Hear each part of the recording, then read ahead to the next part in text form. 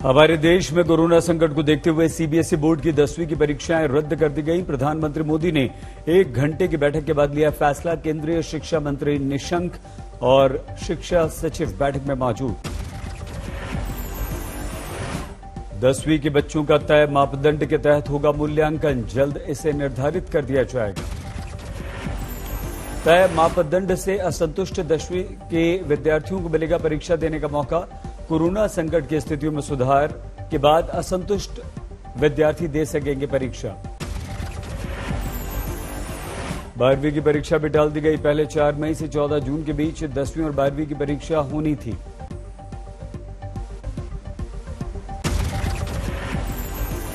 बारहवीं की सीबीएसई परीक्षा को लेकर 1 जून को होगी रिव्यू मीटिंग और इसके बाद परीक्षा की तारीख पर लिया जाएगा कोई फैसला।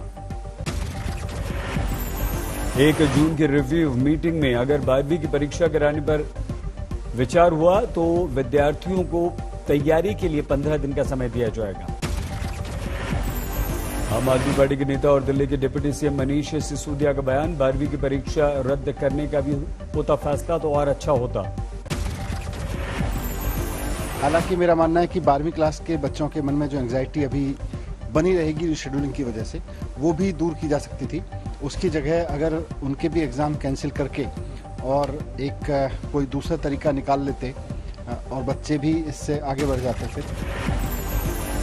प्रियंका गांधी की फेसबुक पोस्ट, बोर्ड परीक्षाओं को रद्द करने के लिए शिक्षा मंत्री को लिखी थी चिट्ठी।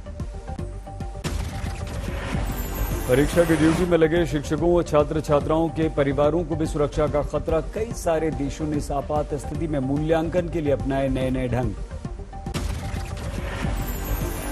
उत्तर प्रदेश में बढ़ गया कोरोना, मुख्यमंत्री Yogi Adityanath corona positive, tweet करके खुद दी जानकारी। कल मुख्यमंत्री के ऑफिस के कुछ अधिकारियों के कोरोना पॉजिटिव होने पर मुख्यमंत्री योगी आदित्यनाथ ने खुद को कर लिया था आइसोलेट। रिपोर्ट आने के बाद संपर्क में आने वालों को जांच कराने की सलाह दी। उत्तर प्रदेश सरकार के मंत्री आशुतोष टंडन भी पॉजिटिव। 2 दिन पहले लालजी टंडन जी की जयंती के कार्यक्रम के थे ये आयोजक। यूपी में तेजी से फैल रहा है कोरोना, एक दिन में 18,000 से ज्यादा मामले। लखनऊ में एक ही दिन में कोरोना के 5300 से ज्यादा केस। प्रयागराज में 1800 से ज्यादा नए मरीज। कोरोना की दूसरी लहर में लगातार बढ़ रहे हैं आंकड़े। हमारे देश में 1,84,000 से ज्यादा मामले पिछले 24 घंटों में सामने आए। कोरोना से होने वाली मौतों का आंकड़ा भी बढ़ रहा है। दूसरी लहर में पहली बार 1,000 से ज्यादा लोगों की पिछले 24 घंटों में मौत। हमारे देश में लगातार बढ़ रही है सक्रिय मरीजों की संख्या। 13,65,000 के पार पहुंचा आंकड़ा। 24 घंटे में 82,300 से ज्यादा लोग ठीक भी हुए। कुल आंकड़ा 1,38,00,000 के पार। अब तक 11 करोड़ 11 लाख से ज्यादा लोगों को लग गई वैक्सीन। आज भी चल रहा है टीका उत्सव। मध्य प्रदेश के रतलाम में कोरोना रिपोर्ट में देरी से समय पर नहीं मिल पाया मरीज को इलाज। मौत पर मंत्री जगदीश देवड़ा के सामने फूट फूट कर रोए परिजन। किसी डॉक्टर वगैरह से बात थोड़ा सा हिम्मत रखो।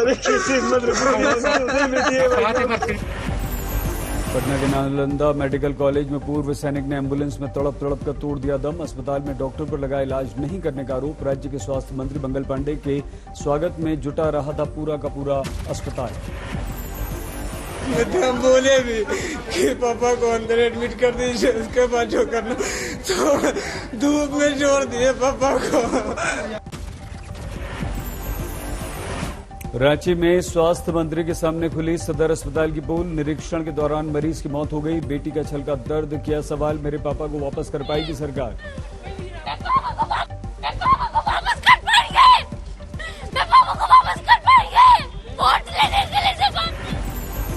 हमारे देश में कोरोना रिटर्न के कहर के बीच हरिद्वार के महाकुंभ में आज हुआ तीसरा शाही स्नान। कोरोना के खतरे से बेपरवाह दिखे लोग। हर की पैड़ी पर हजारों की तादाद में जुटे संतों ने लगाई गंगा में आस्था की डुबकी। दिखा महाकुंभ का उल्लास। ध्वज गदा त्रिशूल फरसे के साथ गंगा स्नान में शामिल हुए साधु संत। हर की पैड़ी पर गूंजा हर हर गंगे का स्वर।